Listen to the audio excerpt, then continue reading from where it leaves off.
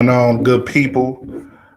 Another Monday, clocking in, clocking out. We clocked out of our day gigs. Now we doing our thing on the night side, and that means Monday night means for myself, Kyle Means, WARR Media editorial director, and on the side of me you see uh, again like he usually is not playing any games.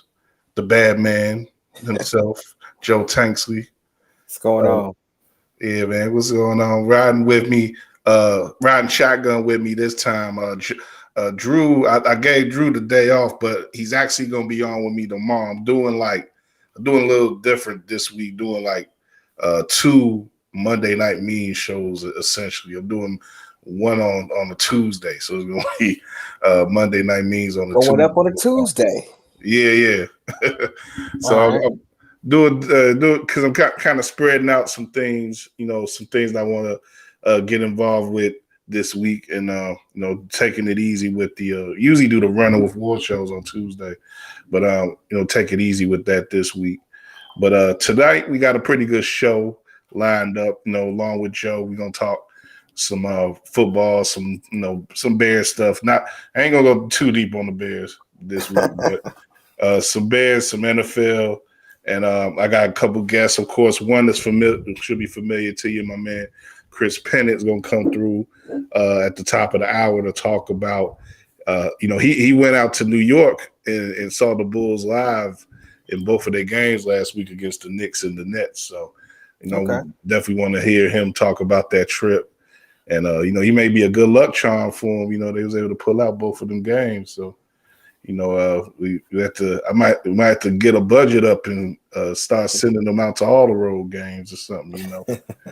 But Chris, like I said, Chris gonna be in a minute, and the Bulls themselves are gonna be tipping off in a minute against Denver at the UC, and also I'm gonna have a first time guest on towards the end of the show.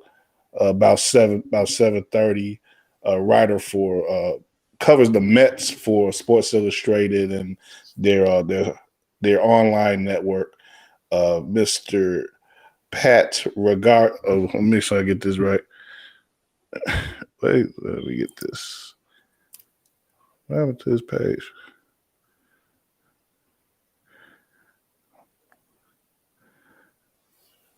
Give me a second.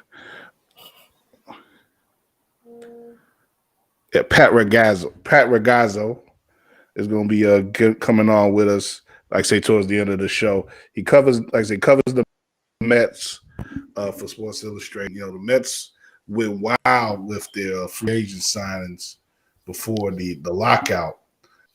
But I want to get Pat on to talk about lockout itself, and because I've been wanting to get somebody on to talk about that and see what kind of type of impact it's going to have on baseball, and could it bleed over into the regular season and 2022 and all that. But whenever they do get going again, you had all these teams that signed a bunch of players. The Sox, weren't too active. I mean, Unfortunately, they only brought back the legend Lurie Garcia, yeah, and they signed a reliever. I think is it Kendall Graveman or Graveman? He did his thing with Houston last year, but I mean, a solid pickup. I'm glad that they were able to keep Lurie, but not the big splashes that you were hoping that a team on the cusp of trying to win a championship would make. So I was kind of, I wasn't very.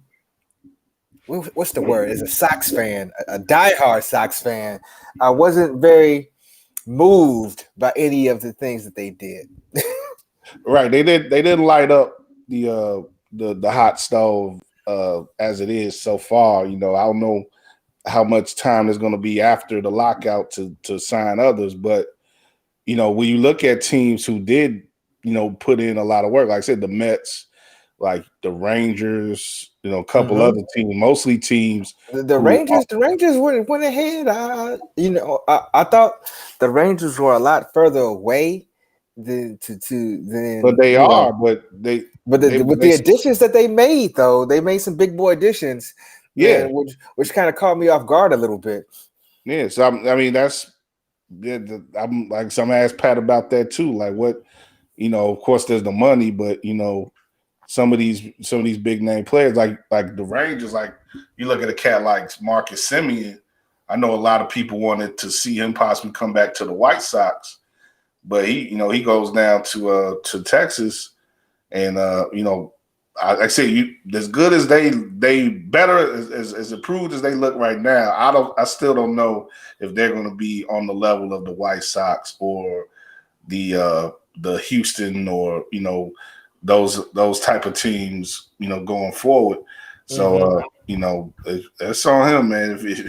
I think I guess I say he wants to max out his earning potential, definitely. Yeah, But and he the also Cubs, had a chance to get on a team that could win next year. So yeah, we'll and see. the Cubs surprised me too with the pickup of Marcus Stroman.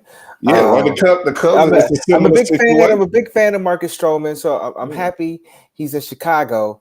And he's just on the wrong side of the town. I would have loved to see how Tim Anderson and Stroman got along with one another. Both very real dudes, but it's good to have a real dude on the side on the north side too.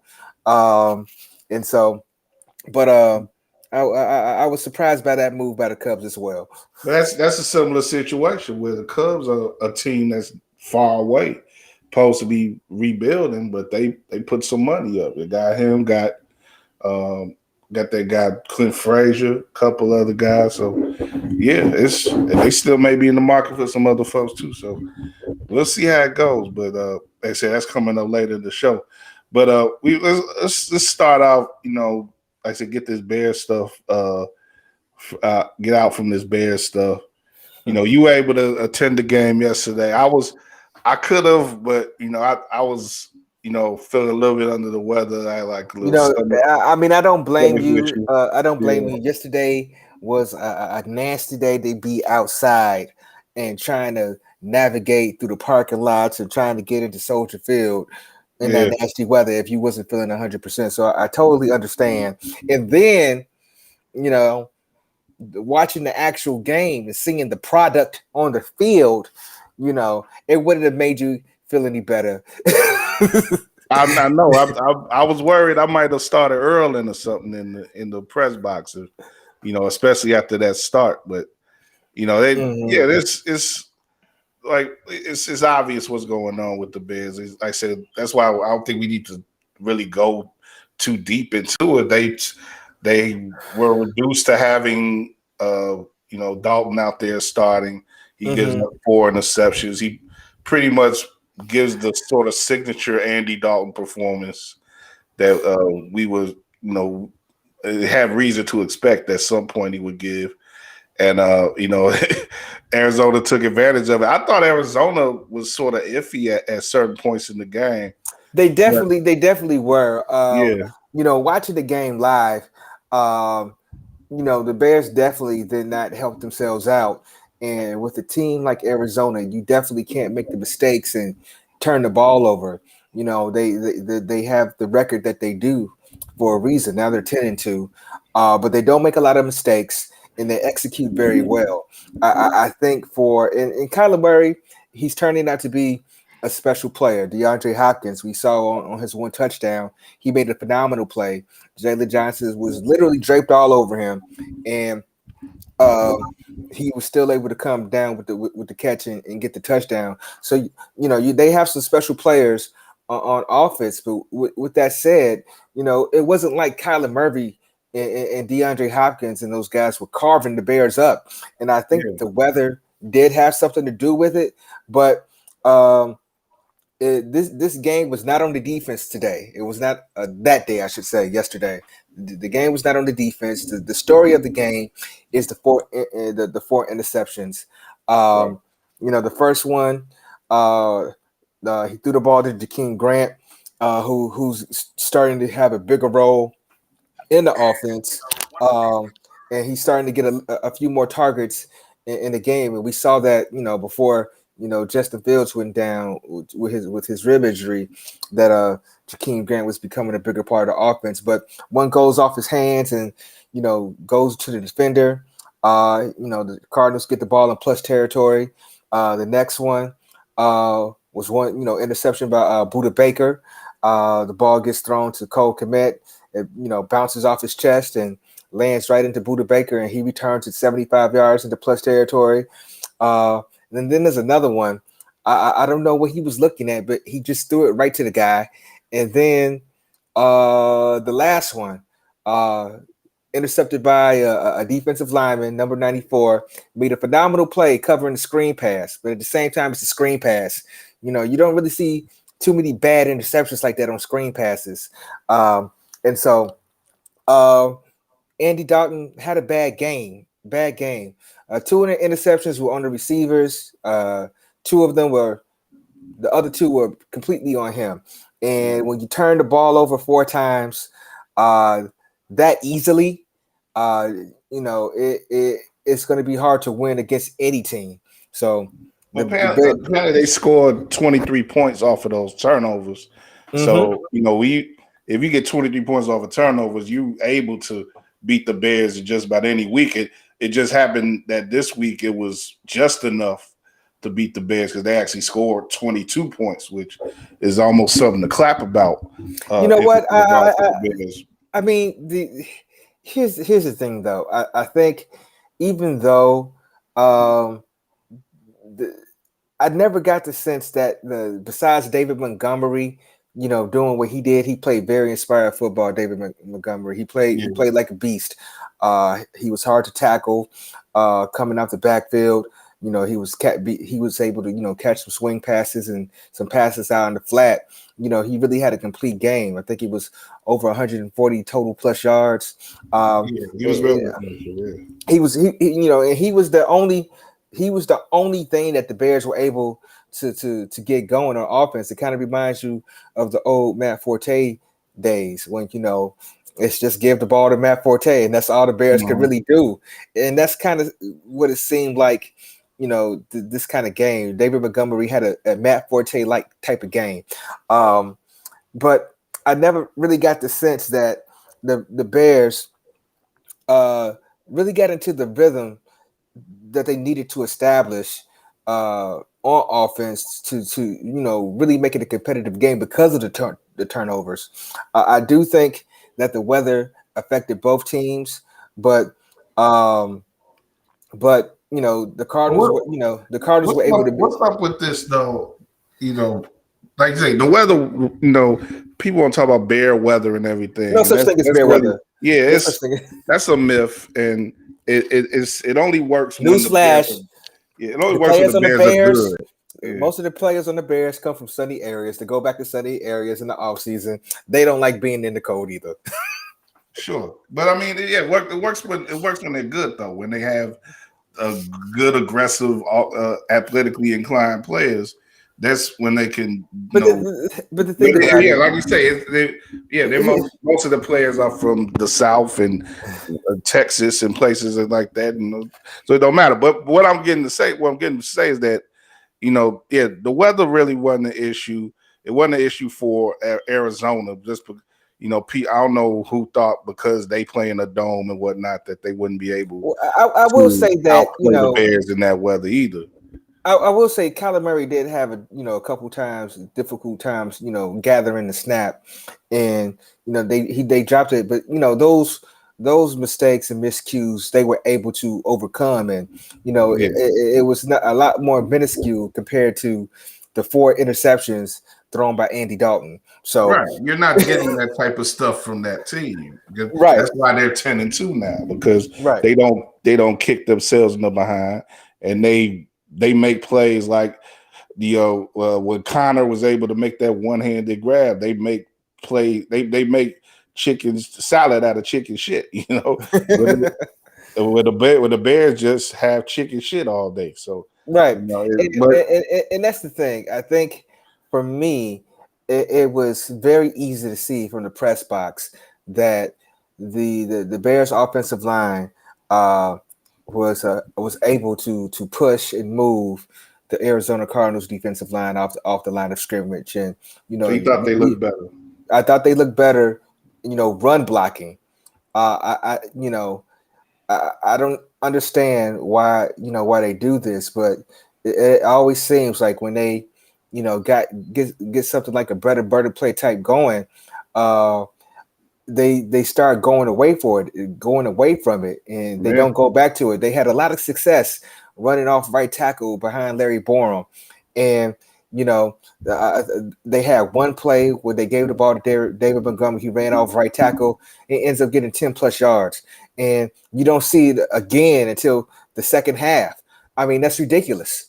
And then especially when you end up throwing an interception. So I mean, they just do a lot of stuff that doesn't make sense.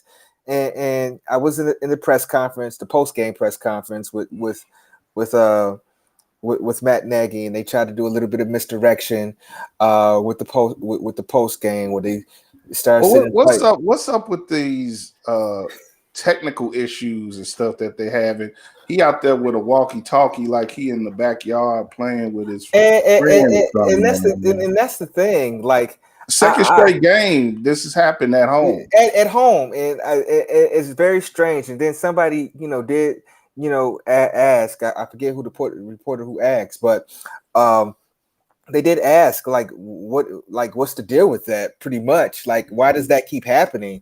And I was starting to wondering. I wondered myself, like, is this just an issue on the offensive side of the ball? Are they having these same issues on the defensive side of the ball as well? Like, what's going on? Because you did have two games where you had blown coverages when you lost. Especially the one at home against the Ravens. So are those things that are affected by being in Soldier Field? And I don't know. Maybe that's another reason they need to move to Arlington if they can't get the technology straight. I mean, it's something. I mean, they ain't paying their bills or something. I don't know what. I mean, stuff like that is like, it's such a Chicago thing, and for as much fun as we, make of the Lions, when you see the Bears, you can also say the Bears are going to Bears. This is at the point where we're in the Nagy regime. Yeah, that's pretty much, and that's why it's looking, like I always got to quote the old main source song. He looking at the front door. So, hopefully, him and we'll get on this another day. But we've been getting on this really. But hopefully there's a whole regime change, and but they're all they've been doing. It is going in. I was sort of teasing some of the guys last week about them being a game out from the playoffs after the Thanksgiving game. And and even yesterday they were still showing that playoff picture thing where they're sitting there at the end looking like goofies, the 14th best team in the league, but because the league sucks, they still in the playoffs for some reason. But it's like, just cut out all that. There's no reason to tease people or entice people in any way with any type of thinking of that kind. This is not a playoff team. This is not a team that's going to win maybe even 6 games. This season. This is a team. This is a bad team, and they are way overdue for a restructuring and a reshuffling of their. And I think another thing that was, interesting to me, or very, here's the thing. How do I want to say it? Matt Nagy was very indignant and very adamant about Andy Dalton being the guy, to start and lead the team until he was told otherwise. And, he gets an opportunity due to the injury to show people what, to unleash his plan with Andy Dalton. And that's what they come out and do. And you had extra time to plan too. You had extra time to plan. he's like 2-13 now when he has more than a week to play. Right. That's incredible. That's a true indictment on your ability to gameplay and do the essential things that a coach does. How you gonna have extra time and be worse than when you have regular time to prepare? Right. You know, that's what they say Batman is supposed to be specialized in when he has prep time. You know, Right. if you gave Batman more time to prepare, he's supposed to be able to really kill anybody. But if you give Matt Nagy more time to prepare, he just gonna find new ways to die. He gonna find more ways and new ways to screw up. Yeah. And I think that's definitely something that he has to work on. That's something that I don't know what it is. I think he's foolhardy. You know, he thinks his way is the way, but really the way it needs to be. He doesn't really have any other tools in his toolbox. Like he's adept at at ways to win, and for whatever reason he didn't learn enough from his role models, his mentors, Andy Reid. He doesn't have the same things that he has. So it's right. That's the Bears just messed up. They didn't get a guy who was really beyond coaching finishing school. He wasn't ready to be a coach when they got him. They took a flyer out on him, and they got one good year, and the rest has been crap. So, that's pretty much it. Yep. Okay. But let's transition. We got Chris waiting over here. Get into some better, more upbeat topics, and talk to my man Chris. Wasn't able to get him on. Wasn't able to build with him last week because he was in New York. Talk about Batman. Even though the real Gotham is Chicago, but they try to say that New York is Gotham, but really Gotham really is Chicago. But Chris invaded New York last week and I guess had some fun, man. You at least saw 2 victories from the Bulls, and that had to be pretty cool beating the Knicks in the Garden. That was a great picture I saw you post of sort of like a panoramic shot of the Garden, and of course on Saturday they win in Brooklyn at the Barclays Center. But was that your first time being in both of them arenas? Yeah. That picture was lucky because I got those. It was so funny, man. I went on TickPick to get those Knicks tickets, and they do you can buy everything on a payment plan without going through a credit card now. And so I was going to get these tickets on it. Like, honestly, you look up this stuff, you get like Afterpay or Affirm is another one. I bought the mattress through them. And so I was going to buy these tickets that were kind of expensive and pay like, $50 a month for the next 4 months. But I accidentally bought the whole price tickets at that moment. And I was like, hold on a second. I'm emailing them like, hey, I didn't mean to do this. I want to pay for these tickets, but I really would not like to pay for all of them now. And they're like, hey, all sales are final. And I was like, come on. This is rough. Took all your trip money. Yeah. So I was going to try and sell the tickets back the day of, buy some new tickets in a different spot. And as it turned out, not only was that the only bad spot was that they put me and another big dude right next to each other. So we were like squeezed in there for the whole game. But otherwise, if I had gotten different seats, I would have never have had that view. But trust, that arena is one of the best places I've ever seen a sporting event ever in my life. I've sat in United Center. I've sat downstairs at Comiskey Park, Wrigley Field, been to Camp Randall Stadium. Even Lambeau's kind of dope, other than the fact that you're sitting on backless bleachers. But seeing a basketball game in Madison Square Garden, the sightlines were clean everywhere. And the way that the Jumbotron is set up, it's not like right in your face, kind of how some places are. They made it bigger, but they made it real low. So you're trying to look up somewhere else, you can't see it. Right. It's just, it feels like you can see everything. Even the way that the roof is kind of low. You could see everything in there. So that was how I got that shot. And it was like, it was just dumb luck, really. Because those tickets weren't cheap. You got your money's worth at least, I guess. Huh? Oh, for sure. And the way the game played out, I mean, y'all saw both games. Hopefully, the Bing bong Bulls, killers. man, they Right, came. the Bulls came through and crushed the buildings like Snoop, man. They beat both New York teams. They beat both LA teams last month. You had Daz and DeMar and Zach like Daz and Corrupt. Right. Yo, I played New York coming off the plane because I was ready. Yeah. The only thing though now is for some reason they can't get this COVID monkey off their back. You know, the news came out today about the same day DeMar gets Eastern Conference Player of the Week.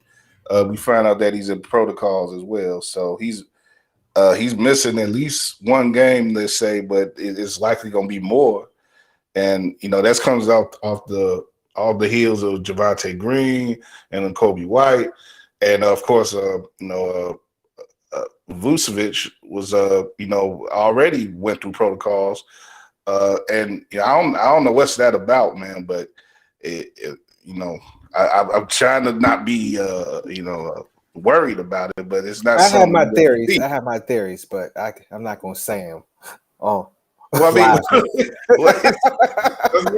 is that controversial? You get on some Dr. Sebi or something? No, it's not no Dr. Sebi, man. It's just about the extracurriculars.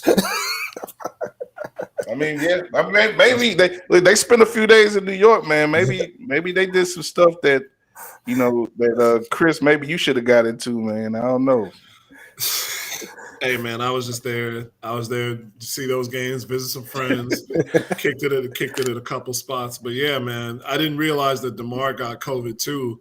I was just talking about how they were without Kobe White, and they looked for most of that Nets game like they didn't have enough to come back into it because Alize Johnson was the second guard off the bench, and then Caruso injured his hamstring, and he didn't come back into the game after he looked even better offensively than he did on Thursday at Madison Square Garden. So I thought the Bulls were well short-handed. When that happened, when they announced he wasn't coming back, I almost was like, look, they're going to take this L tonight. But, they fought back.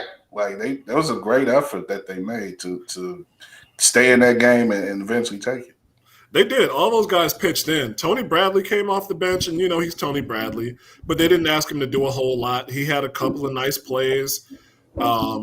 Derrick Jones and Troy Brown really held it down, especially with those guys guarding Kevin Durant. They at least made him work. And, even with Zach and DeMar being the two options, they still were able to get their points. And the Bulls kind of weathered a storm and got some help. James Harden was not sharp that night. Yeah. And Patty Mills didn't get a lot of touches late. There was a sequence where he passed the ball twice when he had open looks and KD, and they got a shot clock violation, and that was just a stupid mistake. And KD definitely let him know about it coming back down the court. But the Bulls had some luck on their side. No Joe Harris, no Blake Griffin for the Nets, and James Harden having a very off night. Evidently, he's been pretty awful in their losses, and they haven't beaten I think it's that the Knicks haven't won on back-to-backs, or the Nets have had a lot of trouble on back-to-backs, and they played the night before. So as good as the Knicks win was, where the Bulls ran out to that lead and were just running them out of the Garden and then weathered that late storm, I think the Nets win was more impressive just because those guys are proven MVPs and they were able to claw their way back in that game. And they held it late. That three that Lonzo took was the same three that he missed a couple of nights before. Yeah, that really could put the dagger in the Knicks, and he took that shot with confidence. I'm all the way sold on Lonzo Ball now. I hadn't been since he came in the league. Even when Drew was saying he improved his shot, I wasn't sold, but I'm sold now. I mean, he makes enough of his shots down to where you can feel good about him, especially his corner pops and stuff. Like, you don't have to be like, oh man, don't shoot that. But You know, I think it wasn't it Drew who put out the stats with how he shoots with the fro versus the braids. It looked like he got he looked into it, man. Drew I out think there he got doing to some real bring back research. the braids, man. You know that plus 40%. That's worth it, man. He need to have a chick with him at all times to braid his hair, or whoever braids his hair. I don't know if it's just a chick, but you know what I mean. Let's not assume, man. Let's not assume. You know, anybody man. can braid hair, but whoever the hair braiding person is, they need to travel with him. Yeah, I agree with you, Joe. I agree. But yeah, I was gonna say, bringing it back to the Nets and the Bulls. Like the Bulls been able to knock them off here in Chicago and of course in Brooklyn now.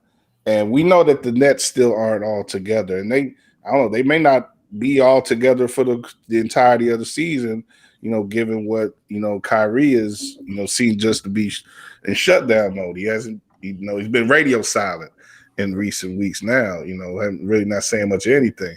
But, given what the Bulls have done against the Nets so far, do you think that they can possibly knock them off in the playoffs? Yeah, they look like they could. I still think they need somebody backing up Vooch. That's where you really miss Patrick Williams. They missed him Saturday. They missed him Thursday, honestly. So they would need to get somebody, I think, whether it's just a fill-in guy who can eat up minutes that Tony Bradley would have gotten, or if they can swing somebody, if they want to make a big splash and try to swing somebody at the All-Star break like Karl Anthony Towns. I think one of my guys floated to me, or one of the guys I was talking to in New York actually floated that, having them get Karl Anthony Towns from Minnesota at the break. That would be big. That would be a huge move, but it would probably take a lot of, more than a few draft picks. But somebody like that, whether it's another offensive option, or a guy who can primarily come in and play defense and run rim to rim, that's a guy that they need. But if the Nets are at this version or a little better, the Bulls can definitely hang with them. They would just, if they want to be a top team in the East this year, you got to get to the point where you're avoiding those teams that could cut your throat in the first two rounds, which is, that's the tier that they're in right now. Once Milwaukee gets back healthy, if Boston gets better, I'm trying. If Philadelphia can kind of get out of their own way, the East is open. Part of me keeps wanting to, not overestimate, because my guys are talking about conference finals appearance. And I'm like, it's early. It's still early. Yeah. But the East is pretty open. I just think that they're still one of those mid teams right now, especially with what they have on display. They've been able to win games, that's for sure. That's not a problem. But it's about being able to close out 3 series. Yeah. And what you say about the Bulls possibly making a move towards the end of the season, it makes me think about last season in the way where they were a subpar team that was trying to make a playoff push, just get into the playoffs, get into that play-in. Now, they aggressively made that move. It didn't work, but they made the move with AK and everything. They made the moves to make the attempt. So you got to feel that if in this position where they know they're a playoff team and they're maybe looking like, well, maybe we could make a heist this year and steal this East. Maybe I would be inclined to think that they would at least explore all the options that's in front of them by the time we get to the trade deadline. I can see that. I think the question is if it's worth it, because it's not that anybody can make the finals, but anybody can make the finals once, Sure. in say a 4 or 5 year span, or even if you go like 10 years out, anybody can make the finals one time. Miami made the finals in that COVID bubble. Portland made the finals, Portland made the Western Conference Finals. Excuse me. There's a Toronto and right. Yeah. And now Toronto made that deal, but they already had the pieces around them, even if people didn't believe it necessarily. And Kawhi is a top tier player. He's a top 10 player. Right. They have Kawhi is like if you went and got Cat, it wouldn't be like Kawhi, but it'd be like a level below getting right. Kawhi. Like, But that would be a statement that you try to get, and it would also be a statement that you're building for the future as well. But that you trying to get something right away. Now, the one thing about the Karl Anthony Towns deal is that we've seen, I think that Eversley and Karnisovas, they can draft well, they can deal with teams well.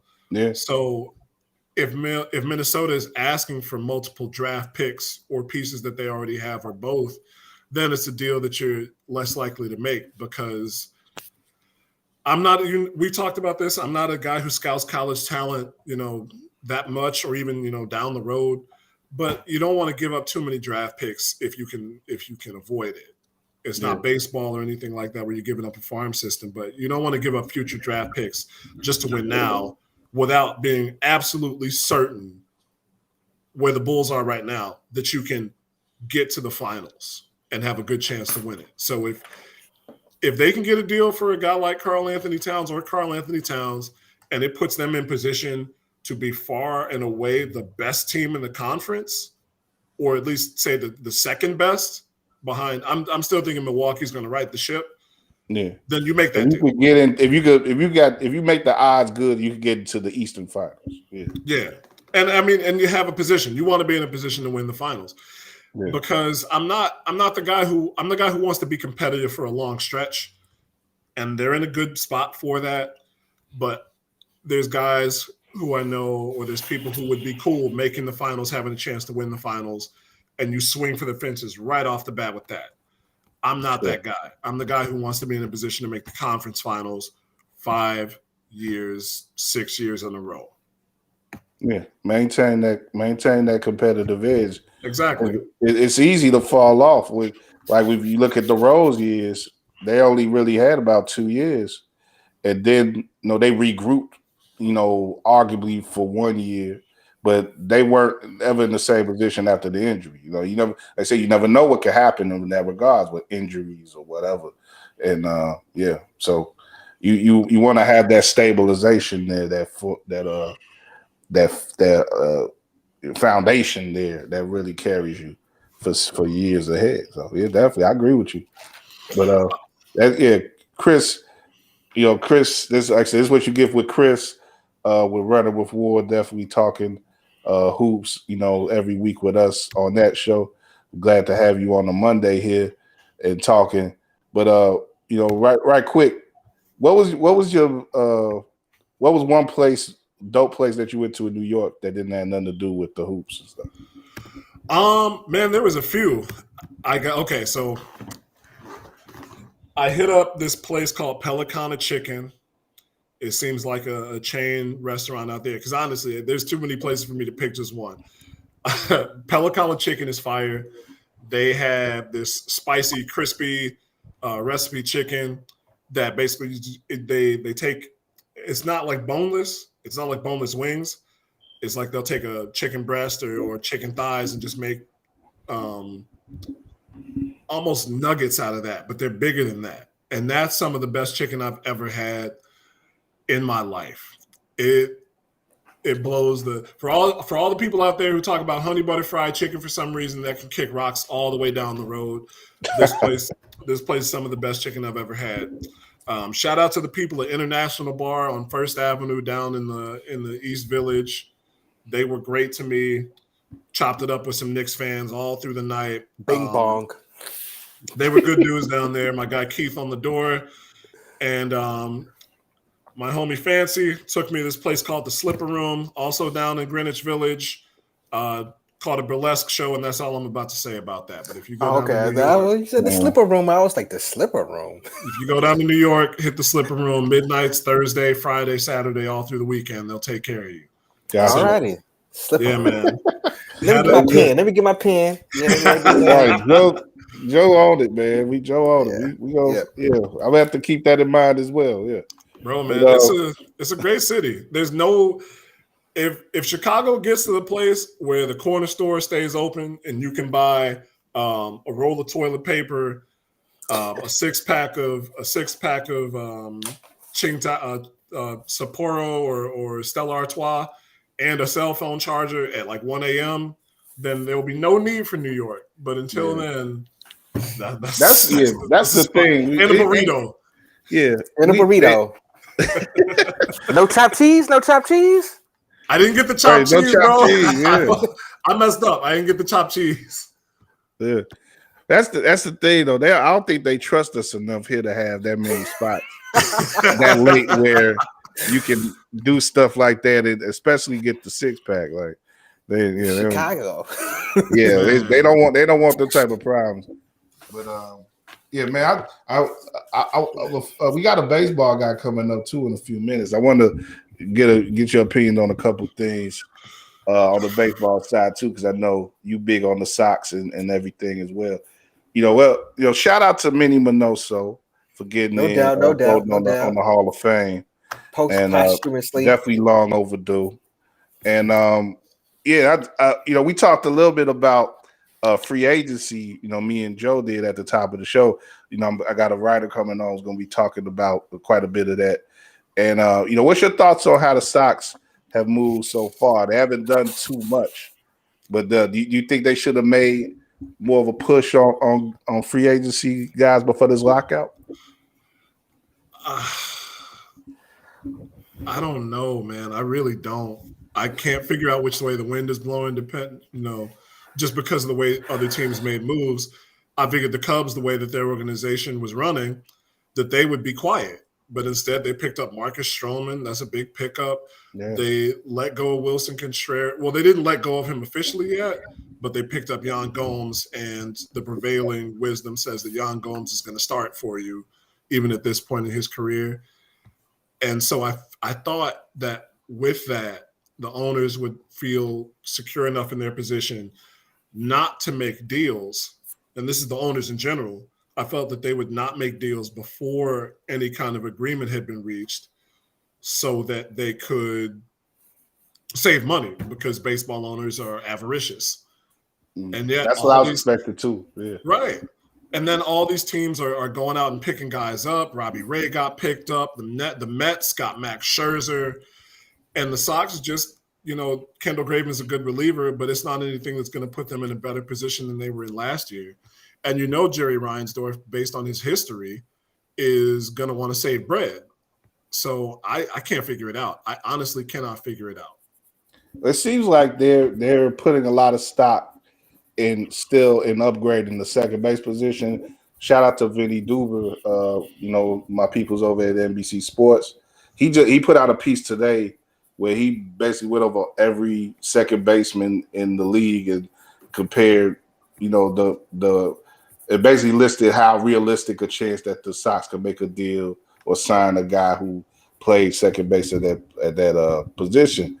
And there's still some options, but I think we mentioned the guy earlier, Marcus Semien and a couple other guys like the Chris Taylor. I think there was some guys who picked up some big bank and before this lockout, and it's like, man, if they could have got one of those guys, it'd have been over. But now they're going through this shaky time now, and like I said, we'll see how it goes how it looks on the other side.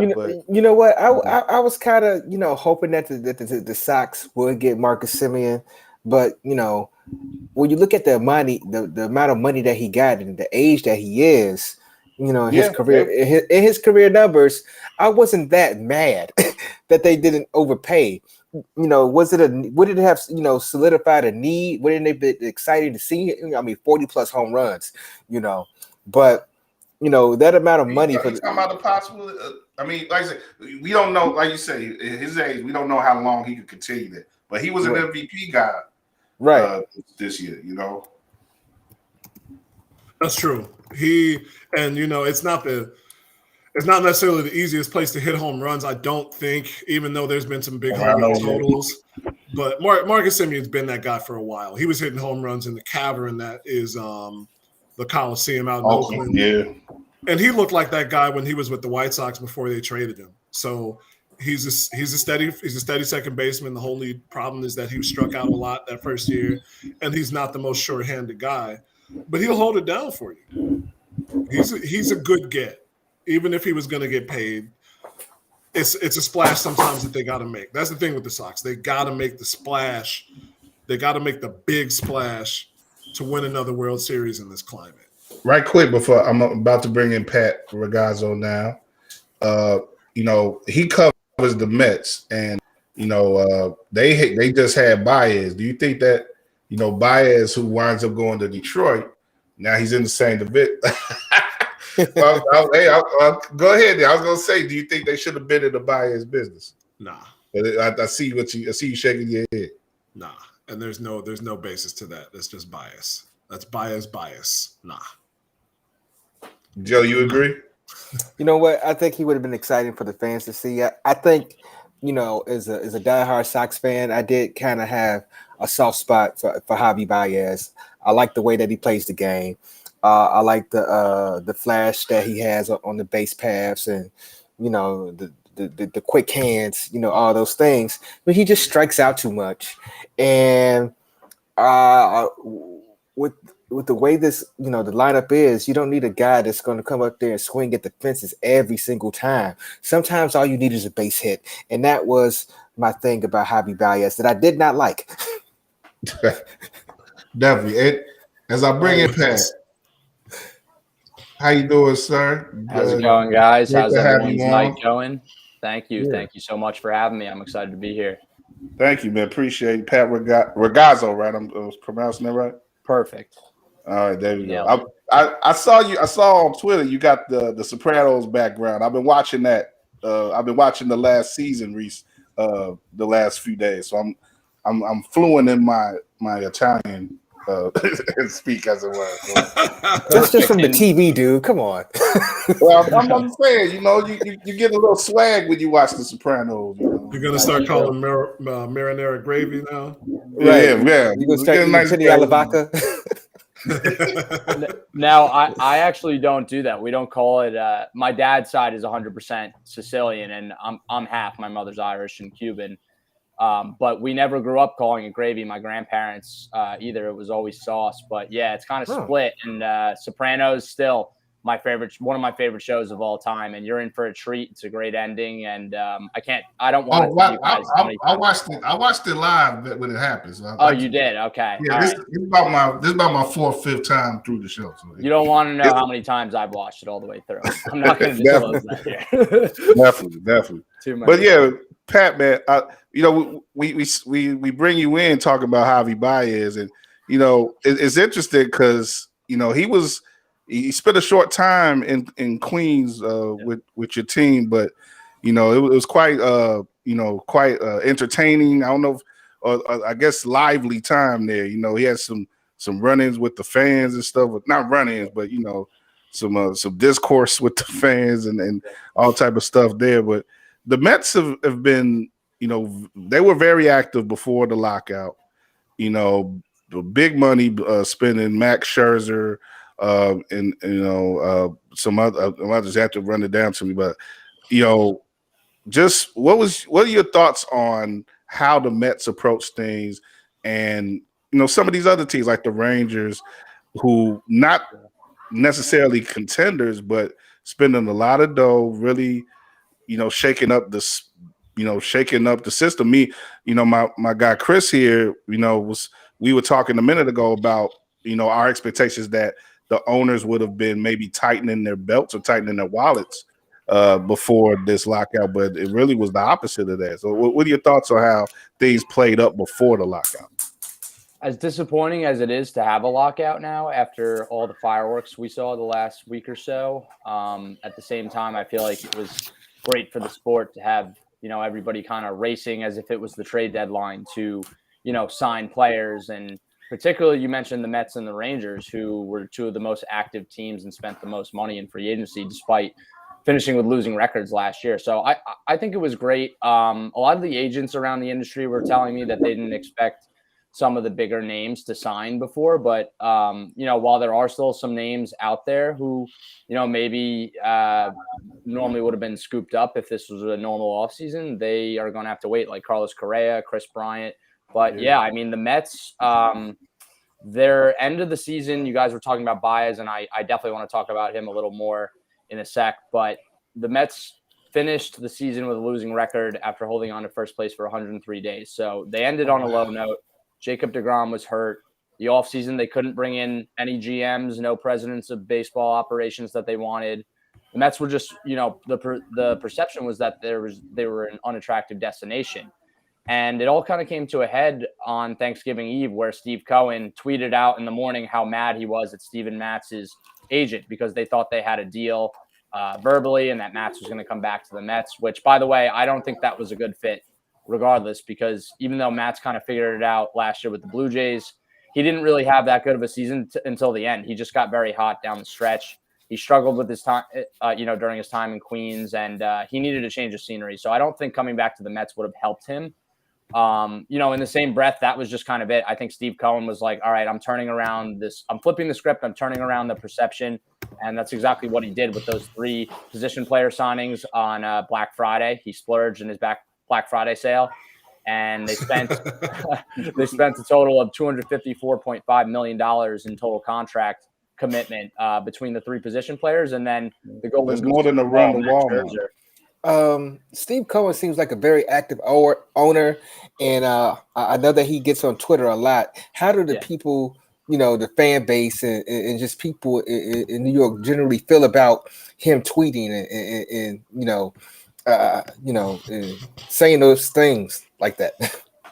Well, the Mets fans kind of love it in a way because they're highly active on Twitter. They're rabid, they're passionate. And every time Steve Cohen tweets, and even when he doesn't tweet, they're always tagging him. And they're, whenever I post work, a lot of times, like if it's about a player, who the Mets should get, who shouldn't they get, it's always people replying, tagging Steve Cohen and telling him to sign Chris Bryant or re-sign Baez or, bring in Scherzer before they actually landed him. And which, by the way, was a generational, could be potentially a franchise-altering move. It's just something we haven't seen from the Mets, in the last 35 years. But the fans I know love it. I know for me, the morning of Thanksgiving Eve where he tweeted out about Rob Martin, Steven Matz's agent, I was like, all right, at this point, like, it's just not helping. It's hurting more than it's helping because, other agents see that, other teams see that, players, and maybe it's not a good look, but he definitely made it all the bad go away in a hurry, and it's exactly what they needed to do. He told Billy Epler, the new GM, and he told Sandy Alderson, it's whatever they need to basically build a winning team. And the Mets had the 3rd highest payroll last year too. Like they spent it just, they were ravaged by injuries, and they lost Jacob deGrom, they lost Francisco Lindor for 6 weeks, and the offense never came around like it was expected to. So you can't say they didn't spend last year, although they didn't go above the luxury tax. Now they've already blown past it. They're going to go probably much further because the team still has a lot of holes to address. So in the end, I guess Steve Cohen, as long as the team's successful and winning and he's doing what he's supposed to do as an owner, then I think the tweeting is fine by me. And I'm sure the Mets fans would agree with that. Even the thumbs down situation with Javier Baez. I mean, he flipped the script very quickly too, because then he caught fire and was an exciting he was a very exciting show for the team and for the fans, down a very dark stretch of the season where the team just wasn't winning many games. Baez was clearly their best player. So I know a lot of Mets fans, and I speak to them pretty often as well. With Baez, as soon as he started producing, that's all they care about. All they really care about is winning and if the players perform. And as long as you do that, then the other stuff kind of doesn't really matter. It's just when that other stuff kind of becomes more of a distraction when the team's losing. But I guess we'll see how this season plays out. Obviously, a lot of work left to be done, and this lockout needs to end too as well. And it surely is exciting in any November or December when you bring in players the type that the Mets have been bringing in. And, I'm looking on your website now, the Inside the Mets fan nation with, the Sports Illustrated Network. So check out Pat there. But, you write the other day about, another Cub. We're exploring these Chicago, New York connections here. But, Chris Bryant may be on the table still. Like say, you mentioned some of the players were still on the table once we get past this lockout. Chris Bryant may be on the table for the Mets. So explain that, and how would they afford him, and how would they possibly approach trying to sign him with, of course, we all know Scott Boras is his guy, and you talk about outspoken agents, outspoken agents, outspoken owners. That could be something combustible there. Well, right. So you mentioned Boris. Of course, he's obviously a tough negotiator, but the Mets already struck a historic deal with him to land Max Scherzer last week. Oh, yeah. So with Bryant, the Mets have shown interest in him as way back as last year when he was a non-tender candidate for the Cubs, and they wound up tendering him, which was a smart move to do. And the Mets tried to trade for him and Baez in a blockbuster deal at the deadline, but they actually found out that Jacob deGrom had the slight tear in his UCL and, figured he probably wasn't coming back last season. So at that point, they're like, all right, we're not going to sell our entire farm system to go all in this year if our best pitcher and the best pitcher in the world, was out for the season. So they cut the deal in half and they settled on Baez, but the Mets have been interested in Chris Bryant for a while. And John Heyman from MLB Network was even saying prior to the lockout, the Mets still were showing interest even after Baez signed with the Tigers. Because when it came down to the negotiating with Javier Baez, obviously the Tigers were very aggressive for him. They wanted him to be their shortstop, and they were going to always pay him the most money because they had the latitude to do so. And the Mets were willing to go as high as $125 million, but they wouldn't budge off that. So with Bryant, the fact that they're still showing interest in him, it really just kind of shows, the one remaining hole they have is they could use another bat in their lineup. Now, Jeff McNeil was an all-star in 2019, and he endured a really rough season last year. They didn't really have great hitting coaches. A number of proven hitters struggled. So you could kind of count on a bounce back for him, but at the same time, if the Mets want to create an offensive juggernaut, Chris Bryant would be the move there. And he plays third. He plays all three outfield positions. On the other hand, he doesn't necessarily play any of those positions very well. His defensive numbers aren't great at any of these positions. The Mets have a couple top prospect third basemen coming up in the next year or two, so they don't want to necessarily block them. They just signed Eduardo Escobar, who said on his introductory press conference last Wednesday that his preference is to play third base. So he has the ability to play second, but obviously if Bryant came, it would stick Bryant at third in the short term and push Escobar to second, which the player already mentioned he wasn't necessarily comfortable in doing so. So I don't think Bryant's a great fit, but obviously his bat would put them over the top. And I was speaking to a couple agents and executives around the league who said, basically, if Steve Cohen wants Chris Bryant, he'll find a way to get it done. He's going to open up the checkbook. You can't count out a guy who's willing to, with his money and just the fact that he's willing to do whatever it takes to win. Now, if they did sign Bryant, and I was speculating this based off what they offered Baez, if they, say they offered Bryant 5 years, $125 million, gave him $25 million a season, I'm not necessarily saying that he would accept it because we were hearing that he was potentially looking for a 7-year deal earlier in the offseason. But I think that's probably what makes the most sense if Bryant is willing to come over here, join the Mets, and take that deal. He's already 29, 30 years old, so the 5-year deal would make him a free agent again at age 35, which isn't exactly ideal, especially given his track record. But for the Mets, I think it would make a lot of sense, other than it wouldn't necessarily strengthen your defense, and it would kind of play some guys out of position, and potentially even block some of their top prospects they have coming up. But at the same time, this is a win-now team, and by signing Bryant, they would definitely solidify their stamp as being a win-now club. Say they signed him though for the $25 million annually. Not only would they lock up, another long-term, bloated contract, but it would add their current payroll is at, I believe, around $264 million, which is $54 million over the current luxury tax. So if they were to sign him, the payroll would already be up to $289 million. They're in need of another starter, probably a number 3 guy in the rotation, which I think they could explore throughout the trade market once the lockout's over. And they're in need of multiple relievers, especially after losing Aaron Loop. Hey, you talk about them being in need of a starter. Now they had Stroman. Yep. Stroman escapes, and he's now a North Sider in Chicago. What came about with that whole relationship with him and the Mets? Was it a foregone conclusion that he was going to leave, or what did it come down to? Because we know he was excited about coming to Chicago, but was he just sick of New York too? I think once the Mets learned that they had a legitimate shot of getting Max Scherzer, and went hard in their pursuit to get him. We heard Steve Cohen and his wife Alex were recording Scherzer and his wife. Excuse me. And Epler and Sandy Alderson obviously were heavily involved in those negotiations. And, the perception was that Scherzer denied a trade to New York at the trade deadline, which turned out not to be true. The Nationals did not want to trade him within the NL East, which makes a lot of sense. So between that, and then also we heard that Scherzer wanted to go to a California team, which also wasn't true, as Scherzer was saying on his introductory press conference last week, because his house is in Jupiter, Florida, which is 30 minutes from the Mets spring training facility in Port St. Lucie. So that was going to give him the best opportunity to be around his kids and his wife, for the majority of the year. Obviously spending his off seasons down in Florida and then spring training before coming back up to New York once they break camp. So I legitimately believe that once Scherzer was a realistic possibility, that kind of pushed the Mets away from Stroman. And Stroman was pretty adamant in his tweets as late as I believe last week, a couple days before 2 days before the Mets signed Scherzer, that the Mets were more interested in Kevin Gausman and Robbie Ray and the other starters out there. He didn't even name Scherzer, but at that point, I think the Mets just had kind of lost interest because Stroman got a big deal with the Cubs. I mean, 3 years, $71 million. He is the opt-out after year 2, but he's going to be making a lot of money.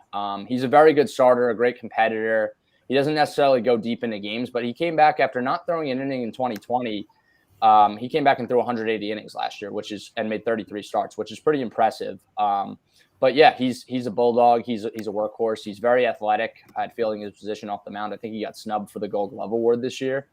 But I think when it came down to it, it was just, split was pretty imminent. And I think the Mets and Stroman just knew that it wasn't going to happen long term. So Stroman himself had said in the end of the season he would love to come back, and he wanted to be somewhere he could call home for a number of years because he felt, with his contract expiring in Toronto and they traded him to the Mets, he always felt like he wasn't in a stable situation with the Mets since they acquired him in 2019 at the deadline. So I think this was just kind of one of those imminent things that Mets obviously would have loved to have him back, but they just couldn't do it, once they were able to get Scherzer. And now Stroman's with the Cubs.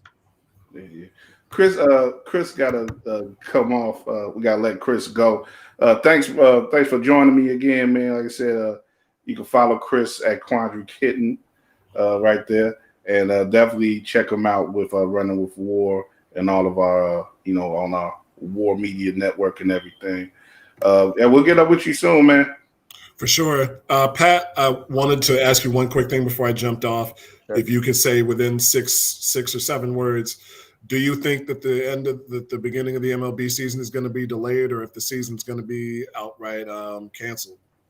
Right now, canceled, I would say definitely not. Right now, there's hope that they're going to get something done by early or mid-February, which I think everybody involved, fans, employees, reporters, whoever, works around the game of baseball or follows the sport is hoping that they get this done and it doesn't cut into spring training.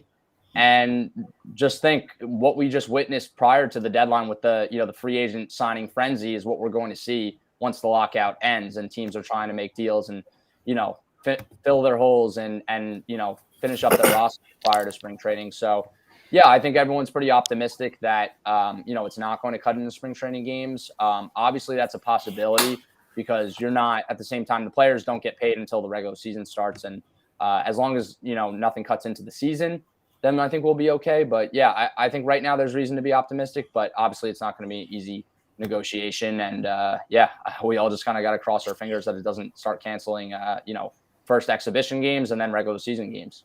How dug in are both sides? Do you get a sense of that? All right, thanks, Chris. I mean, they didn't really have lengthy meetings prior to the lockout. I think by February or at least like mid to late January, there's going to be some more urgency if there hasn't been progress made by then. Both sides are a little petty and don't have much love for each other, as you guys probably know. Right.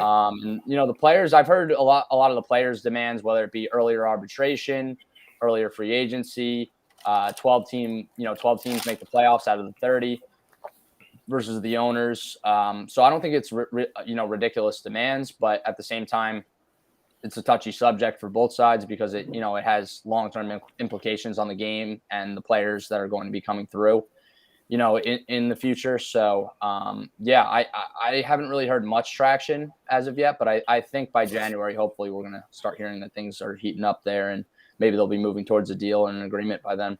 It's interesting to me because that's part of that's part of what I wanted to get a writer like you on to sort of explain to me, because I'm like, usually when these type of issues are coming on the table with baseball, it's sort of clear cut, and you can see it coming from miles away. And I guess people more closer to the game probably saw it coming more than others like us. But it doesn't seem like the issues are that financially, like say the way that the owners have spent the money. It's not like they could cry broke, and as opposed to like a couple years ago where it seemed like the owners had stopped spending money for a little bit. The players can be satisfied in what they're getting now. So it seems like the sticking points are more so in other areas. But you mentioned stuff like the playoff expansion and everything like that. So I just like to say, what are the main sticking points? And what among those sticking points, what do you think what do you think we're going to see in regards to changes wholesale coming out of the lockout? The number one thing that Max Scherzer, who's on the MLPA's committee, or the Players Union, I should say. Sure. The number one thing that both Scherzer and his agent Scott Boras mentioned on the press conference last week is that tanking needs to go in the MLB. There are a lot of teams year in and year out who just are not trying to compete. They're not spending money. You can look at the A's even this year, the A's who have been good for a number of seasons, since Bob Melvin took over in 2011. But obviously they've had a lower payroll. They always have had a lower payroll given their market and, their ownership situation. But the A's are getting ready for, to cut, a mass amount of their payroll. And that's why they let Bob Melvin, who was supposed to be paid $4 million this year, walk to the Dodgers for no compensation in return. So teams like the A's, the Pittsburgh Pirates, the Colorado Rockies, who didn't trade Trevor Story, but probably have no intention of re-signing him. That's what the players really want to eliminate from the game. And I guess the way they could do that is having a minimum price floor for payroll. Yeah, so that's probably what I think it's one of the things that the players are kind of focusing on, because there are a number of players who play for those smaller market teams who just, it's not like the teams are trying to win every year. And that's, that makes the game more competitive when they are. I mean, I grew up, prior to joining the Mets beat, I grew up in New Jersey and I grew up following the Mets. My family, they're diehard Mets fans. My father, my brother, my cousins, my uncles.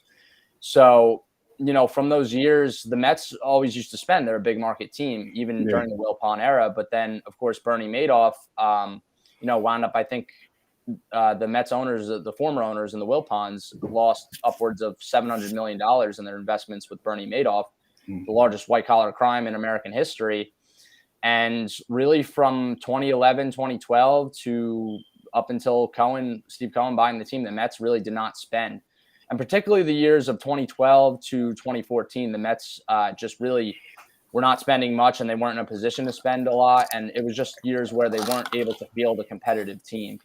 And I specifically remember in 2012, in the first half, the Mets were a surprising team in the league, and they were in the top wild card spot by the All-Star break. But then they kind of came back down to earth after and, finished with a losing record. And, things all came crashing down again. But that just kind of, resembled the teams that they were putting together in those years. And for everyone involved, it's just not fun to kind of, go into a season kind of knowing that you're not going to be in a position to compete because your team, didn't spend the money to put the product on the field. And the biggest people, obviously the players are suffering and the fans suffer in that situation. You could look at teams like the Pirates last year and the Rockies, as I mentioned. The Marlins have done it for a number of years, although they've built their farm system up pretty decently, and it looks like maybe they will be able to compete in a couple of years. But it's just got to be tough. It's tough for those fan bases, and to kind of draw people in and get people invested in it, which creates the most revenue in the long run anyway. Right. In New York, when the Mets were in the World Series in 2015, the atmosphere, it was like none other. So when the teams are winning and people are invested in, it creates more revenue because people are spending money to go to games, they're spending money on merchandise, more viewers on TV. It's just, it's good for the game to have competitiveness, around the league, and the players. And when you see it happen with small market teams, is bad enough, but it could spread to bigger market teams like the Cubs. I know Boris, sort of highlighted what the Cubs did the past year as well, in regards to just selling off their stars because they didn't feel they had enough of a chance this year.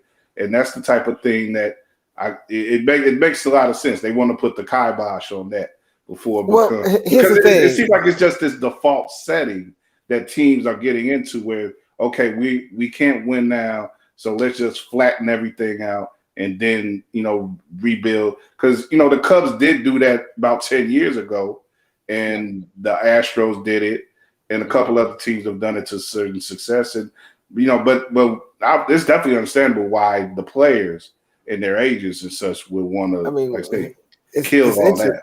It's interesting. You bring up, Scherzer, who's going to be making $40+ million, and then you look at the Baltimore Orioles and their payroll, and Matt Scherzer makes more than their whole team. Right. Yeah. So and when you put those two numbers together, one player versus a team, it does seem very ridiculous. And so I would be on the side of the players. I'm always going to be pro union, but on the side of the players.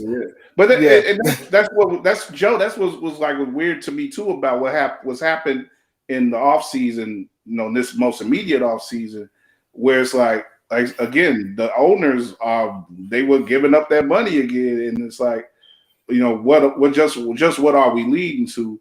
But you do have a system where there's haves and have-nots, and you want to make it a little more balanced if you're the players, because you want as many players across the league to get as much money as possible. So you mentioned the Orioles too, and that's a good point. I totally forgot about them. But the Orioles, I went to college in Maryland, so when I was in school, the Orioles, it was the Buck Showalter, Adam Jones era, Chris Davis, Mark Trumbo, Nelson Cruz. The Orioles had some good teams, and they were making the playoffs, every year or so. And, fans were really invested down there for the first time since – now, I'm born in 1996, so the Orioles' last winning season before 2012 was in 1997. When I was So Buck Showalter kind of turned them around, and the players they had, Manny Machado, they had some very good teams, Zach Britton. And then, unfortunately, 2017 rolled around, 2018, and they started trading off all their players and, cutting payroll. And, they've just been in like an endless cycle of a rebuild for the last 5 years or so. And it's just, it's not fun for the fans or the market. And, it's unfortunate for baseball that is so common. And the Orioles are just as guilty as anybody for that. Yeah, it's really sad what's going on with that franchise, given the history that they've had, of success and everything, and Baltimore being a city that really embraces that team when it's doing well. So, and that's why, me and Joe, we're Sox fans here in Chicago, but I definitely always observe the Cubs and everything, and it's like, I was really worried about them getting into starting a similar cycle that they couldn't get out of. Given what they did in the summer. So really seeing what they've done before the lockout is pretty encouraging to me, that they have gotten back to spending like a big market team like they should. And, we kind of hope that the Sox would get into that a little bit as well, going forward. But as it is, they've still got a lot of talent that we built up. And, so I just want to see teams act like they're big, especially the big market teams, act like they're big market teams and give an effort and compete. And, however they got to get through that, as a CBA, or have a fix in the CBA and whatever, how they do that, I'm definitely pro players on that side as well. So we've seen teams like the Red Sox, the other Sox team. They've gutted some good teams that they had as well, even after winning World Series. But in baseball, it's like 5 to 7 year rebuilds, which are very long. And, you got to ask a lot of your fan base to have that type of patience, and especially if it doesn't work out in the end. But I know you guys have seen it with the White Sox. The White Sox weren't in the playoffs for a number of years, and now they have, they built up their farm system. They spent a little money, and they have some very talented players. And I know they won the Central this year, and, obviously disappointing finish in the playoffs, but seems like they have a team that could probably, be a sustainable winner. But the Red Sox, gutted some of their teams, but then they've always, because, they're big market and they do spend the money, they kind of always have been able to kind of regroup and get back to winning. They only had about like a 2-year dip, and then they were back in the series a couple years ago when they won. So here's my question. So the players kind of want the minimum salary floor. What are do you have any idea what the negotiation would be for the owners in return for the players to give up? Because it has to be some kind of give and take. Yeah, the owners want, at least from their side, from what I've heard, the owners want to do 14 teams in the playoffs, which I don't love because that's almost half the teams in the league making the playoffs. The owners aren't in love with the earlier arbitration start. The players are talking about, 29 and a half years old. You could be a free agent if you haven't hit your 7 years of service time.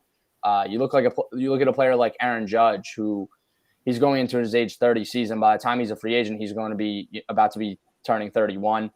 Yankees are probably going to try and work out an extension with him in spring training once the lockout's over regardless. But, you feel for some of the players who don't get that shot because, whether they get injured in the minors or they're slower developers and, they come up and then they don't become free agents till their early 30s, it kills their value and their, their chance of getting that big contract, that life-changing contract. So, I mean, give and take. If the owners do give them the price floor, I think maybe they wouldn't want to raise the luxury tax as much as maybe the players want. I mean, the players, that's another thing. They've been pushing for the luxury tax to go up above 210 million, and the owners wouldn't even go further than 220 million, only raising it by 10 million. So, I imagine that's probably something. It would be minimal gain, of the luxury tax if there was a price floor instilled. And I don't think the owners want that, obviously, because again, most of these teams don't want to spend and compete year in and year out.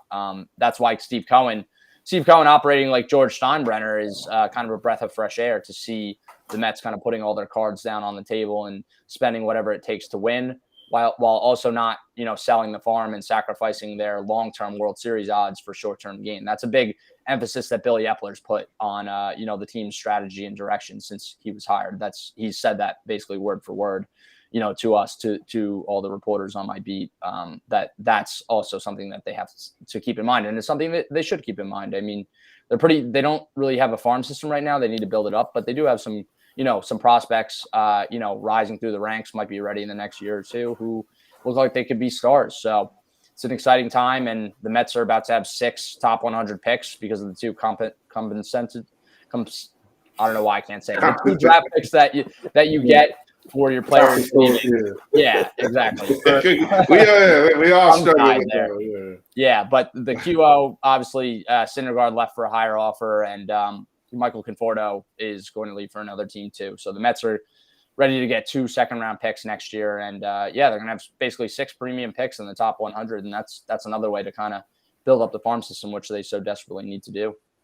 Yeah, I'll say right quick, Conforto might be a person who may be on the Sox radar as well as an outfielder. So yeah, that'd be interesting. What do you like about him as a player? Michael Conforto came up in 2015. He was a first-round pick in 2014 out of Oregon State. Right away he made an impact to the Mets, and obviously they went out and they traded for Yoenis Cespedes. They already had Curtis Granderson. They had some good players, Daniel Murphy. But Michael Conforto was a good addition to that team. He hit 2 World Series home runs as a rookie in the same game. He was like one of, maybe 5 players to ever do that. He was the youngest player to ever do it, I think, since Andrew Jones in 1996. But yeah, Conforto had a nice career with the Mets, but he never truly became that superstar, next level type player, franchise cornerstone that they were hoping he'd be. Now, he had a really down year last year, as did the rest of the lineup, minus Pete Alonso. So I do think Conforto will go somewhere and probably have success, especially with good coaching and a different set of eyes on him. But he's got a very nice swing. He's a really good outfielder, honestly, borderline Gold Glove corner outfielder. He's got decent speed. He's a very good hitter. The one knock in his career, and I'm not going to knock him too much about this, but the fans definitely kill him about it, is sometimes he goes in these cold spells, which most players in the league do. And, sometimes it seems like his slumps maybe last a little longer than the average player. Specific example I can make of that, obviously last season, but in 2019, the Mets got back in the playoff race down the stretch. And in late August, early September, Michael Conforto hit a cold spell for a good period of time when they really needed his bat. And unfortunately, his timing was off. His mechanics were off. He wasn't the Michael Conforto that we were used to. But at the same time, we've seen his ceiling. He hit 33 home runs in 2019, drove in, over 80 RBIs. I think he'd be a great addition for the White Sox, maybe the Mariners, the Phillies, teams like that. I mean, specifically in Citizens Bank Park where the home run balls fly out of the stadium. But I think Michael Conforto is a very nice player. I'm not sure what he's going to get in free agency, but I think he'd be a good addition to any team's lineup. And I would definitely count on him, to have a bounce back year and go on to really have a nice, solid career, even if he doesn't become that superstar that, the Mets were hoping he'd be when they drafted him. All right. Well, before we wrap up, I want to touch on that playoff expansion one more time. What do you think are the odds that there will be that full scale expansion, and what exactly do you see the playoffs looking like after this lockout? I don't know about the odds. I know the owners want it, but I mean, if there is a playoff expansion, ideally it'd be the 12 teams, just adding another playoff team in each league, which is what the players want. And I think that's, that keeps it more competitive. And, we're not going to have teams with losing records or 500 records make the playoffs. If there is, I mean, maybe some years if there's 12 teams, but 14 teams, it would obviously be more common. We saw it even in the shortened season where, playoffs were expanded a great deal. And some lesser teams kind of made the postseason. So postseason in baseball always has been like one of the toughest, to crack in professional sports. And I think it should remain that way. It's definitely with what a grind and roller coaster and marathon each baseball season is with the 162 game schedule. The playoffs is definitely something that, shouldn't be made easier, I should say, for the teams. And I think if there is an expansion, it should be 12 teams and no more. It makes sense that the owners will want more though, because you have more teams. You see it with the NFL. More teams in the playoffs means more teams that are interested in the playoff hunt going throughout the course of the regular season, and you get more games on your TV deal and everything, more revenue. More revenue into the stadiums and stuff. So, we'll see how that goes. But Pat, man, I really appreciate you coming on, man. You're great, man. You're good to talk to, man. And we just connected last week online, so it's always great to have a guy who is that accessible. When I'm booking shows, so a lot of times it's hard to get to people, but you were pretty accessible, man, and you great to talk baseball with. I'd love to get you back on when everything is settled and they're playing ball next year. Of course, and I'd love to come on again. I can't thank you guys enough for having me, and I really appreciate it. It was great talking baseball with you, and let's hope that this lockout doesn't last too long. Hopefully, it doesn't cut into spring training, but we'll see. Let people know how to follow you and read your work and everything. Sure, you can follow me on Twitter at Ragazzo Report. It's RAGAZZO Report. And my site is si.com/MLB/Mets. It's titled Inside the Mets for Sports Illustrated and Fan Nation. So definitely check it out, if you're interested and if you like to read about the Mets, because there's definitely plenty of Mets content on my site, to say the least. Definitely. That's the man right there. Have you met Jerry Seinfeld? I haven't met Jerry yet. If he's around the ballpark, I did not see him around the park last season. If he's around the ballpark this season, I'll try and go up to him and talk. I know that he calls into a radio show as Jerry from the what's his tagline? Jerry from Queens or something like that. Probably. He's always calling to Steve Summers, who just retired for WFAN. He was like a big fan of him. But yeah, Jerry's been a diehard Mets fan forever. And I imagine he'll be at the park at some point next season. So hopefully I get a little run in with him and get to talk to him. I feel like I'd be starstruck. But I guess we'll see how that goes. Would you be more starstruck if you saw Seinfeld or if you saw one of the Sopranos? Ooh, that's a good question. At least with the Sopranos, I have a little icebreaker because I know their head stuntman from the show because I grew up with his sons. So I guess in a way, it's kind of I'd know what I'd say if I ran into one of the Sopranos cast members. Exactly, it's a little easier. Seinfeld, I'm not sure what I'd say, but I think maybe it'd be a little more intimidating. But hopefully, I get that opportunity. Well, Seinfeld, I always remember. I think it was Kesha or somebody had met him and was like, "Oh, can I get a hug?" And he's like, "No."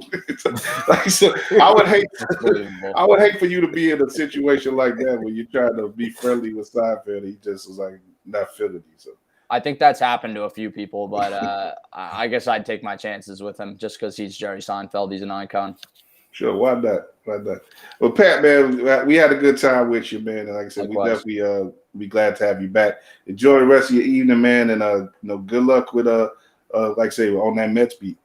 Thank you. Take care, guys. Have a great night, and thanks for having me on. Thank you for coming. Man, you too. Joe, man, that was a pretty good one, man. He's a good dude. Yeah. Hey, you got anything else, man? We're gonna wrap it up. I know I know the kids out there trying to break in on you. Yeah, they're trying to break into the room, and I know you had to mute my microphone. That was them trying to break in to see what I was doing, but they seem pretty satisfied right now, so I might just go ahead and ease on into bed. I hear you, bro. Like I said, thanks for riding with me, man, and it was a pretty good show, and definitely we'll get back up together soon, man. I think I might do something before the game on Sunday, so maybe we can get back together. No doubt. For that.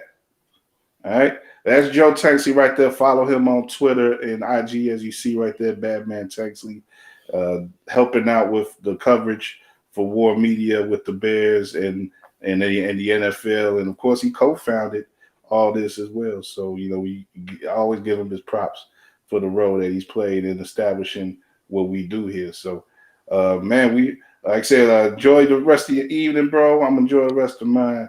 Like I said, I'll be back tomorrow with Drew and some other guests. Should have my man Dave on as well. Yeah, so we'll chop it up some more on going up on the Tuesday, as it were, with Monday Night Meeting. So that's it for now, y'all. Like I said, enjoy y'all week. Hope y'all can get back with me tomorrow. And till then, we'll holler at you. Peace.